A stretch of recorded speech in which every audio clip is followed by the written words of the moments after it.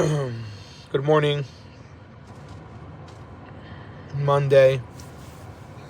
שיר מזמור בני קורח. גדול אדוני ומולל מאוד בעיר אלוהינו, הר קודשו יפה נוף משוש כל הארץ. עשיון ירכתי צפון קריית מלך רב, אלוהים בארמנותיה נודע למסכב. I wanted to talk about prayer. Prayer, tefillah. I see in all our knives, all of them, black hat, white hat, gray hat, all the hats you have, with very few exceptions, that we value the time of the prayers, the amount of time it takes to complete them, more than the prayers themselves. Let me explain. You go to Minyan on Shabbat. What's the first question they ask you? What time did you get out? In the summer, okay. You have a first Minyan. What time did you guys get out? So they start 7. Oh, we finish 8:45. Oh, you don't know. There's this one place. They finish 8:30. With everything. The Sefer Torah, Tefillah, everything. Rosh Hashanah Kippur. Again, also first question. What time did you get out? Oh, we got out 12. Us 11:45. No, us it was very slow this year. 1:30. Same with Kippur. And because of the level of automation, I guess, or the level of organization or structure we have, we started caring more about the time it takes to complete the prayers rather than why we come to the knis, which is to pray. And it's really off on many levels, right? You could understand the message already without me expanding, but let me expand for a second. There's a halakha in the Mishnah when it talks about the concentration you have to have during the Amidah. The Amidah talks about. It says, Afilu nahash karuch al aqebo. No, Afilu ha-melech shoel b'shlomo. Va'afilu nahash karuch al aqebo lo yafsik. Even if a king, say President Trump comes, you're in the middle of the Amidah, President Trump comes. Says, hi, how you doing? Abe Manopal, how are you? Amidah. Lo yafsik. We don't stop. Afilu nahash karuch al aqebo. You have a snake that's wrapped around your ankle. You're in danger, life danger. Lo yafsik. You don't stop. Because why? If we don't take it seriously, you're standing in front of God. Even if you don't see Him, even if you don't hear Him, even if you're in a beautiful knis, that even that distracts us sometimes. When you're praying, and if we're not thinking, Da lifnei mi ata omed, we always say, there's a lot, it's always on top of the echad, always says, Da lifnei mi ata omed. Know in front of who you're standing. Lifnei melech malchei melachim HaKadosh Baruch Hu. In front of the King of Kings. Blessed be He. So how could we be making the time it takes to complete it more important than the it itself? Off.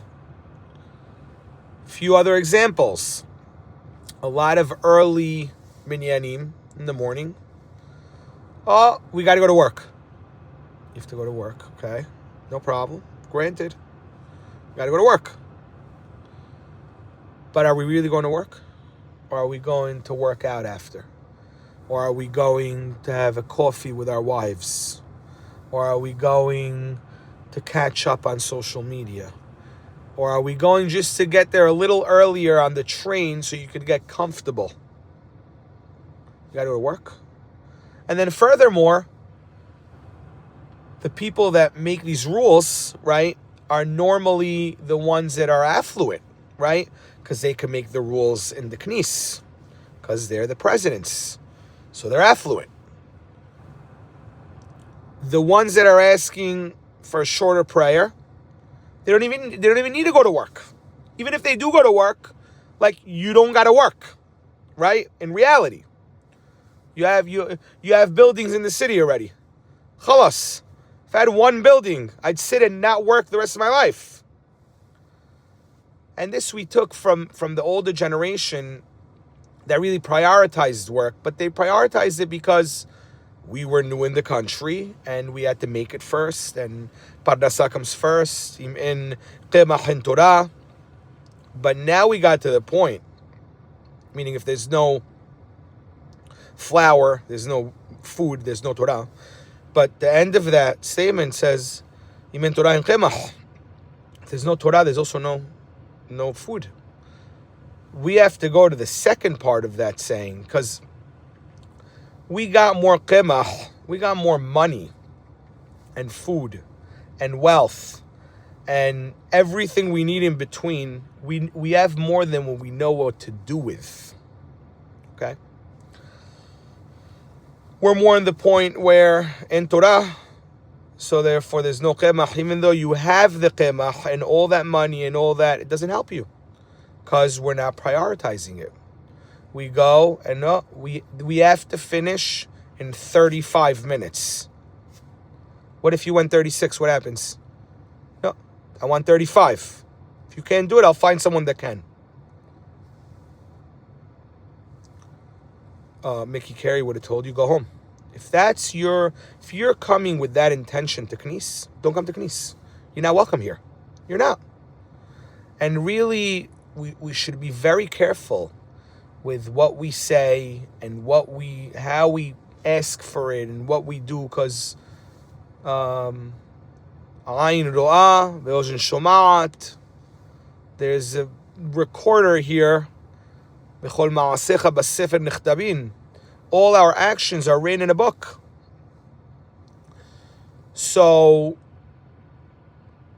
what are we doing? I mean, if we're going to invest 35 minutes, which is a pretty long time, most meetings don't last, let's say on a one-on-one way, more than 20 minutes, half hour max, maybe sometimes 45 minutes a phone call, but that's like a really long phone call, right? We're investing 35 minutes anyway. Why don't we, listen, if you want to just invest 35 minutes, so then don't say all that really takes 45. Cut the prayer a little bit. Or spend an extra 5 minutes or 7 minutes. Don't worry, it's not going to kill you. And do it properly. Because why are we coming to pray? And this is the most important part.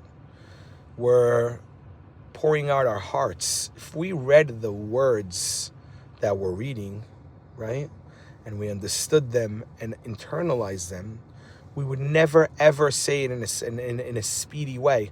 Like, let's say you go to a buyer, right, Walmart buyer. You have half hour of his attention. How long do we prepare just for that half hour? How long do we take? And imagine you got there. Hi, buyer. How are you? How's everything? What's going on? Nice to meet you. I have socks, this, that. You started talking like those guys that do the what's it called? The auctions. We have this at $7. This at $5. This at $6. This at that other dollars. That's all I got. I only have 5 minutes for you. What would the buyer tell us? You came, you rush your own meeting, he'd throw you out. Wait, you're not respecting Walmart? I could give you to eat for the next 20 years.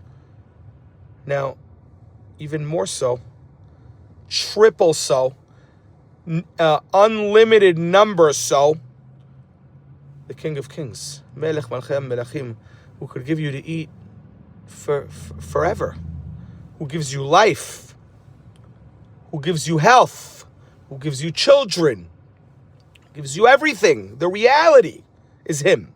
Yosed Oru Borei Choshech. The whole Beracha is about that. How if He HaMechadesh Betuvo, He renews in His goodness, Bechol Yom Tamid, every single day, always Maaseh Bereshit. Meaning that if for a second he decided to, let's say, stop wanting to, right? This whole existence would crumble in a split second. And we're going in front of him and we're saying, if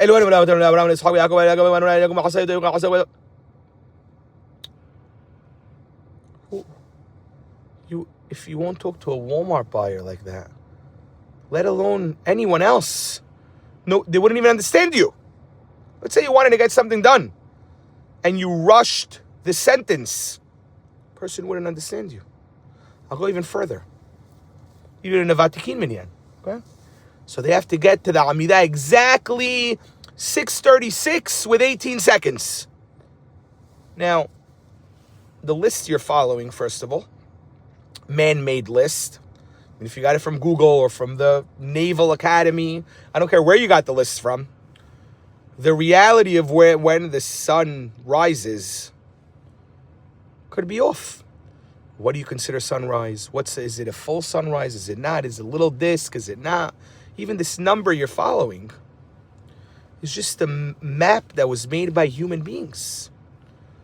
So even to get to the Amidah at that exact second, and that's more important than the Amidah itself, even that's bad. Right? Because God is the Amidah. What do you think? They got there exactly they had someone check 2,000 years ago. Tell me when the sun. So how could you possibly pray and do that at the same time? It's around the time. Yes. Or as subjective. You have a plus minus 2, 3, 4, 5 minutes. No problem. As long as it's kavanah when we're praying. That's the most important part. We don't even realize what we're saying. And we care about how long does it take? What's the investment of time? More important than what's the result for ourselves, for our neshama? What's the benefit going to be? The return on investment for your neshama? That when you do it in the speed, impossible to get any return on investment. Not only that, it's actually a deterrent. You'll lose on that investment from doing it that quick. Please think about these words. It's a big problem we have. And it's one of the reasons why we're just not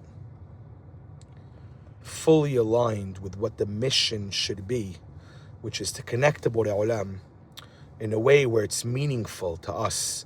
And we should show the right example to our kids. Because when we bring them to Knis and that's all they talk about is what time did you get out, what did you do, who was there, what did he donate, right? You're sending the wrong message to the children. Have a wonderful day.